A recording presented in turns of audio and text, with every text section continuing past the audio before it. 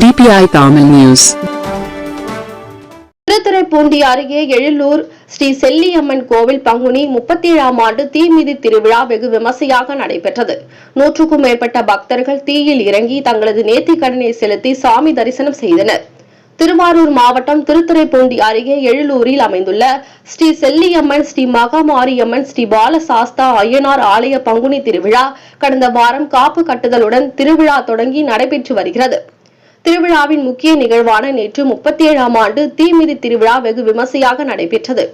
கோவில் எதிர்ப்புறம் அமைக்கப்பட்ட தீக்குழியில் விரதம் இருந்த 100க்கும் மேற்பட்ட பக்தர்கள் தீ மிதித்து தங்களது நேர்த்திக் கடனை செலுத்தி மகாமாரியம்மன் மற்றும் செல்லியம்மனை சுவாமியை வழிபட்டனர். கோவில் திருவிழாவை முன்னிட்டு ஏராளமான போலீசார் பாதுகாப்பு பணியில் ஈடுபட்டனர். விழா ஏற்பாடுகளை ஆறாரைக்கரை கிராமவாசிகள், கோவில் நிர்வாகிகள் மற்றும் தக்கா ஆய்வாளர் ராஜேந்திர பிரசன்னா ஆகியோர் விழா ஏற்பாடுகளை சிறப்பாக செய்திருந்தனர்.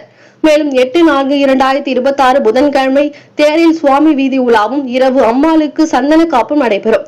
அதனைத் தொடர்ந்து வியாழக்கிழமை 9ஆம் தேதி தெப்பத் திருவிழா வெகு விமர்சையாக நடைபெற உள்ளது குறிப்பிடத்தக்கது. குறுஞ்செய்திகள் உடனுக்குடன் தெரிந்து கொள்ள DPI தமிழ் நியூஸ் சேனலை சப்ஸ்கிரைப் செய்து இணைந்திருங்கள்.